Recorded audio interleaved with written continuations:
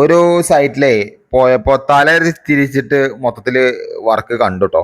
അപ്പൊ ഞാനിത് ആദ്യമായിട്ട് കാണണം കേട്ടോ. സത്യം പറയാലോ, ആദ്യമായിട്ടാണ് കാണുന്നത്. പല ആൾക്കാരും നീ ഇതിനു മുമ്പ് കണ്ടില്ലേ എന്ന് പറഞ്ഞിട്ട് കമന്റ് ബോക്സിൽ കമന്റ് ചെയ്തിട്ടുണ്ടായിരുന്നു. പൊന്നാര സുഹൃത്തുക്കളെ, ഇത് ശരിക്കും പറഞ്ഞു കഴിഞ്ഞാൽ തെറ്റായ ഒരു രീതിയാണ് ഇവിടെ ചെയ്തിരിക്കുന്നത്. ഞാൻ കുറ്റപ്പെടുത്തിക്കൊണ്ട് വീഡിയോ എടുക്കല്ല, അത് നിങ്ങൾ മനസ്സിലാക്കുക. കാരണം ഞാനൊക്കെ വീഡിയോ, അല്ലെങ്കിൽ ഞങ്ങളെപ്പോലുള്ള ആൾക്കാർ വീഡിയോ ചെയ്യുമ്പോൾ അത് കുറച്ചെങ്കിലും മനസ്സിലാക്കാനുള്ള ഒരു ബുദ്ധിയെങ്കിലും നിങ്ങൾ കാണിക്കണം.